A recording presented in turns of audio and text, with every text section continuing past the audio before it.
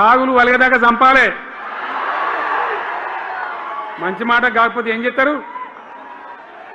మంచిగా కట్నే ఇల్లు పెట్టిపోయి కదా, 5 ఏళ్ళు నడిచింది కదా, మరి మీకేం బీమారీ వచ్చింది నాకు అర్థం కాదు. ఇంత పొడుగు మాటలు మాట్లాడుతుందా? అడ్డం పొడుగు మాట్లాడుతుందా? పొద్దున్న లేస్తే కేసీఆర్ చావాలి, నువ్వు 1000 జన్మలు ఇచ్చినా నేను చావనా కొడుకు అనుకుంటున్నావు.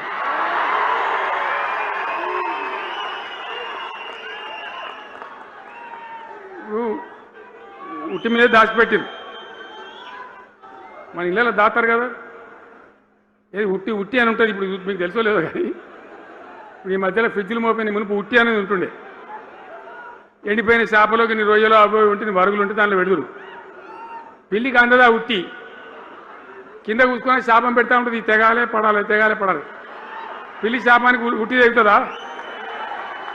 మరి విధవారు కేసీఆర్ రావాలంటే కేసీఆర్ దత్తడా? మీ దీవెన మీ ఆశీర్వచనం ఉంటే జీవన్ రెడ్డి గారు అన్నాడు, నాకు 75-76 ఏళ్ళు వచ్చినాయి. జీవనా నేను చెప్తున్నా, నాకు కూడా 72 వచ్చినాయి. నీ వెనకనే నేను కూడా లైన్లోనే ఉన్నా. నేను ఒక్కటే మాట చెప్తున్నా, ఇక మా దేశభక్తి శ్రీనివాసేమో నాకు ఇంత పెద్ద కట్ట రాసి ఇచ్చాడు, నువ్వు మాట్లాడాలి ఇవన్నీ. అవన్నీ కాదు, ఇక్కడ దరిద్రం పోయేదాకా ఇక్కడ టాప్ టు బాటం అన్ని వర్గాల ప్రజలు ఇది మా తెలంగాణ, మేము గర్వంగా బతుకుతాం, సంతోషంగా బతుకుతాం, అన్ని వర్గాల ప్రజలు తలెత్తుకొని వచ్చేదాకా మనం సేవ చేయాల్సిందే, చివరి శ్వాస దాకా కూడా చేయాల్సిందే, తప్పనే తప్పదు. బ్రహ్మాండంగా ముందుకు తీసుకొని పోవాలి. మీరు కూడా నాకు 75-76 వచ్చింది కాదు, ఇవాళ మీరు 50-25 ఏళ్ళు తగ్గిపోయింది మీ వయసు. అంత యువకునిలాగా అంత ఉత్సాహంగా ముందుకు దూసుకొని పోదాం. తెలంగాణ ఎట్లా మంచి దాని సంగతి చూద్దాం. ఇక ఓట్లు వేసేటప్పుడు నేను సిల్కలకు చెప్పినట్టు చెప్పిన, ఉల్టా పల్టా ఎటుపడితే అటు వేయకున్నారా దెబ్బతింటారని చెప్పిన. నా మాట ఇన్నోడు ఇనలే. ఇప్పుడు ఏమైంది? ఏం జరుగుతుంది? ఆ రోజు నేను చెప్పిన, వీళ్ళు కనుక గెలిస్తే ఈ దుర్మార్గులు వీళ్ళ గుండె లోపల తడి లేదు, వీళ్ళు రైతు బంధుకు రామ్ రామ్, దళిత బంధుకు జై భీమ్. అయిందా? అట్లే పక్క ముచ్చట నేను ఇది.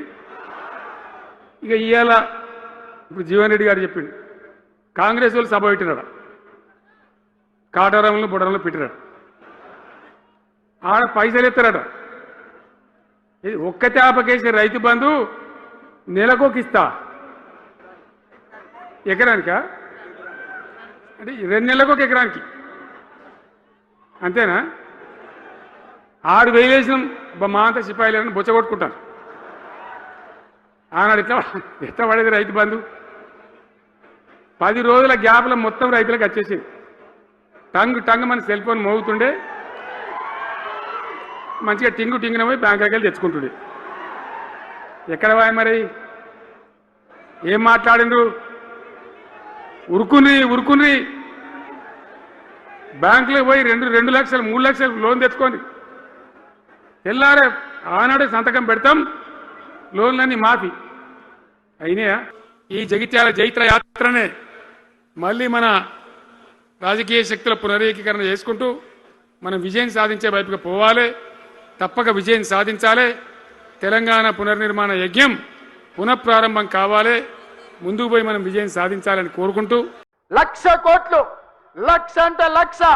ఈ రోజు కాళేశ్వరం మొత్తం చూసి వచ్చిన కడుపు మండుతుంది. నిజంగానే ఈ చట్టాలు ఇవి లేకపోతే ఆటవిక రాజ్యమే అయితే అడవిలో చెట్టుకు ఊరేసిన తప్పు లేదు. 1,00,000 కోట్ల రూపాయలు గోదావరిలో మంట కలిపినందుకు పేరు మారుస్తువి, ఊరు మారుస్తువి, అంచనాలు మారుస్తువి, 1,00,000 కోట్లు దిగమింగుతువి. కాళేశ్వరం అని కడితే 3 ఏళ్లలోనే కూలేశ్వరం అయిపోయింది. దీనికి చెట్టుకు ఉరేసిన పాపం లేని తప్పులు చేస్తే అయినా ప్రజాస్వామ్యాన్ని నమ్మే మేము ఈరోజు సిబిఐ విచారణకి ఇచ్చినాం తప్ప చెట్టు కట్టేసి కుట్టలేదు. అదే నిజాం సర్కార్ అయితే ఇట్లా తప్పు చేసిన వాళ్ళు ఊర్లో కోదండం వేసి లాగులో తొండలు ఇడిచి తిరిగింది కళ్ళకు కొట్టేటోళ్ళు ఇట్లాంటి తప్పులు చేసిన వాళ్ళు.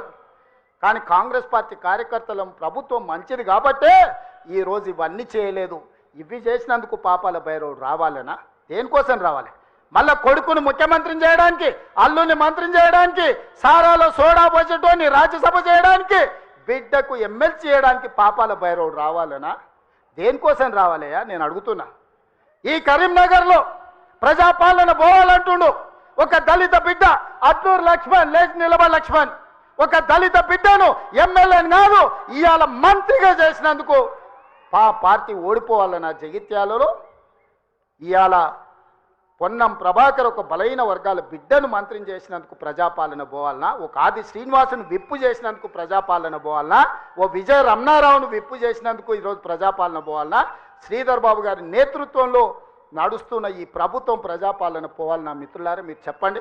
కరీంనగర్ జిల్లాలో 3 మంత్రులు 2 విప్పులు ఇచ్చినందుకు ఈ ప్రజాపాలన దిగిపోవాలనా? నీ ఒక్కనికి పదవి ఇవ్వకపోతే ఒక దళిత బిడ్డ అడ్లూరి లక్ష్మణ్ మంత్రి చేస్తే నువ్వు చూసి ఓర్వలేను అని నువ్వు అసలు మనిషివేనా? గింత అసూయ, గింత ద్వేషం ఎవరికైనా ఉంటుందా కడుపులా? ఇంతకాలం ముసుగు తొడుకొని బతికాడు, ఈ నాళ్ళకు ఆ ముసుగు తొలగిపోయింది. కడుపు నిండా విషమే. విషమున్నోడు ఇవాళ కడుపులో కత్తులు పెట్టుకొని కౌగిలించుకుంటారు. చూస్తున్నాం. ఆయన ప్రభుత్వం వస్తాడంటే ఈయనకు పెద్ద పదవి ఇస్తాడంట. నీకున్న ప్రతిపక్ష హోదా ఊడగొట్టకపోతే నా పేరు మార్చుకుంటా బిడ్డ కేసీఆర్. 2023లో నిన్ను ఓడగొట్టిన, 2024లో నీకు గుండు సున్నా ఇచ్చిన, సర్పంచ్ ఎలక్షన్లో పాతరేసిన, మున్సిపల్ ఎన్నికల్లో ఉప్పు పాతరేసిన, జూబ్లీ హిల్స్ కంటోన్మెంట్లో నీకు గోరి కట్టిన, వచ్చేసారి ఆ గోరి మీద మా కాంగ్రెస్ పార్టీ కార్యకర్తలు జెండా ఎగరేస్తారు. ఇదే నా సవాల్ కాంగ్రెస్ పార్టీ కార్యకర్తల తరఫున. చూసుకుందాం కేసీఆర్, నువ్వు నేను వచ్చే ఎన్నికల్లో నువ్వా నేనా? ప్రజాపాలన పాపాల భైరవుడా? మా కాంగ్రెస్ పార్టీ కార్యకర్తల లక్షలాది మంది 10 ఏళ్ళు కేసులు కట్టుకొని జైలుకు పోయి ప్రాణాలు వదిలి ఊపిరి బిగబట్టి జెండా మోసి అధికారంలోకి వస్తే పాపాల భైరవుడు రావాలి, ప్రజాపాలన పోవాలి అని మాట్లాడడానికి నీకు సిగ్గెట్లొచ్చిందని నేను అడుగుతున్నా మనిషిని.